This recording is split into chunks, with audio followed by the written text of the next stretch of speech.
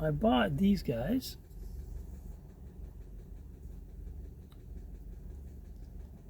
And you can probably see why I'm doing the video. Reposado Estate Blends Colorado Robusto. See how cracked that wrapper is? That's ridiculous. Now, it's not because my humidor is too dry. I've got that all in order. I've bought budget cigars from this brand before. I just peeled the label off. Look at this. Wow. That is tremendous and horrendous. I haven't seen a cigar that bad in quality construction since I saw these cigars at a convenience store that the guy had hidden in a freezer. Because of all the holes in the wrapper, the draw is crap. The wrapper's cracked, flavor profile is meh. I have to admit, after all the times I've smoked Reposado Estate Blends as my budget, I have never seen anything this tremendously bad. Now, when I took it out of the humidor, I gave it a quick look. I didn't really see any cracks in it. Got it outside and I lit it, and I thought my lighter wasn't working. But then I got into the car and I could see it was working just fine. It was hard to get it lit because the wrapper is so cracked, I couldn't draw smoke through the body of the cigar, which made it quite difficult to get it started. Now, fortunately, these guys are only like $32 for a pack of 10. I mean, even if you look all the way across the board, like this thing is, there's little cracks and holes popped through the whole thing. This looks like a microscopic beaver chewed it. It's the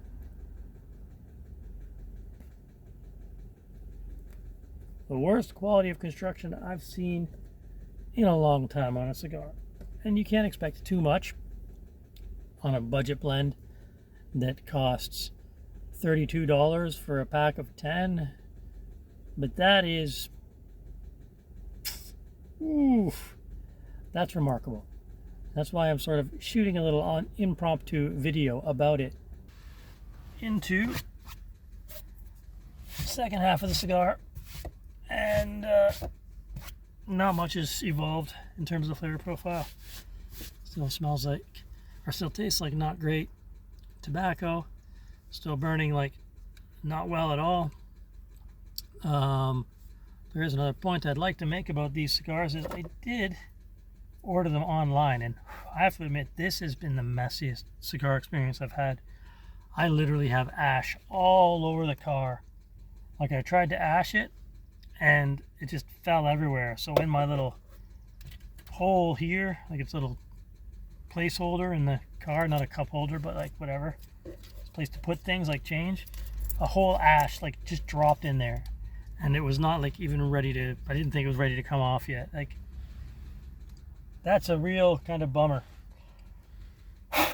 Jeez.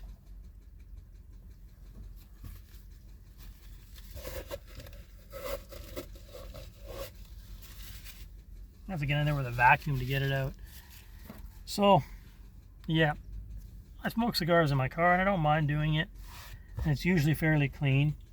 But when the ash like literally just explodes off the cigar because the wind from outside the window hits it. Oh man. Like, this whole passenger seat is absolutely covered. It's not great.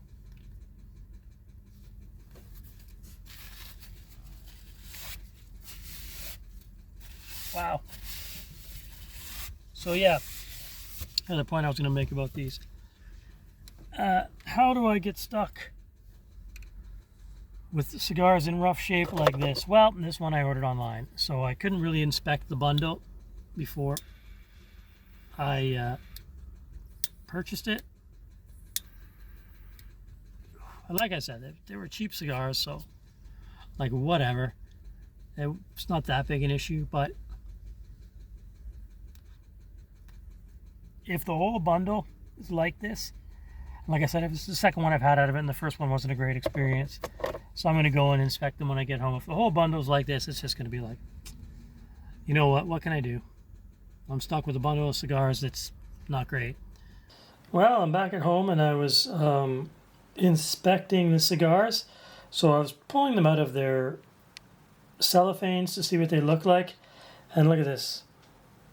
What was happening is the label on the cigar was stuck to the cellophane, and the glue on the label, there was too much. So 3 of these cigars literally got ruined just pulling them out of the cellophanes.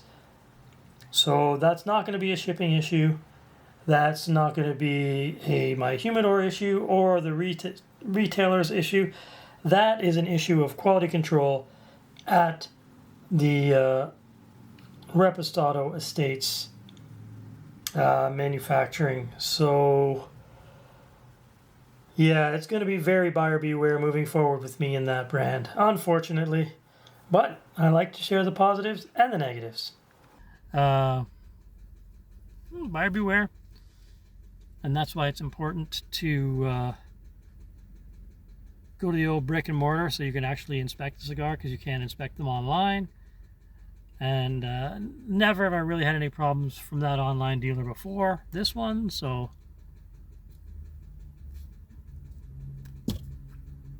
and typically this brand, Reposado Estate Blends, they sell out fast from that online retailer, because normally they are a pretty solid flavor profile, a pretty solid cigar for the price. But if this is any indicator of where the brand is going in terms of direction, then, you know, it might not be for me moving forward. I'll come back to these cigars because I have about 8 more of them. We'll see if I have a better experience. The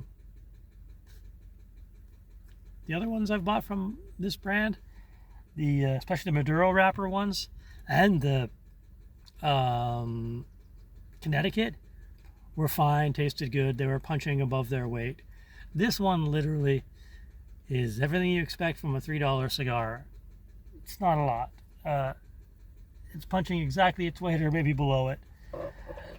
You know, typically when I do these videos, the idea is to sort of share the culture and share my experiences, good and bad. I know I've done a video where I had some challenges with J.C. Newman cigars, and now I've had some challenges with this cigar.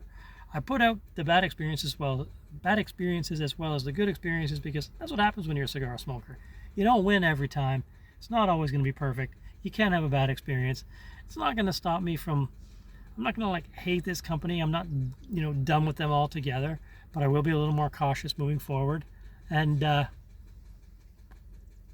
I've learned anything in my cigar journey, it's that a brand can change. I know I mentioned in my Alec Bradley videos, as Alec Bradley was a brand I didn't have good experiences with. But now everything I've had from them is pretty good, and I got a couple more in my humidor to try. So, you know, the brands change, the quality construction changes. Could have just been a new guy on the line that day, or whatever.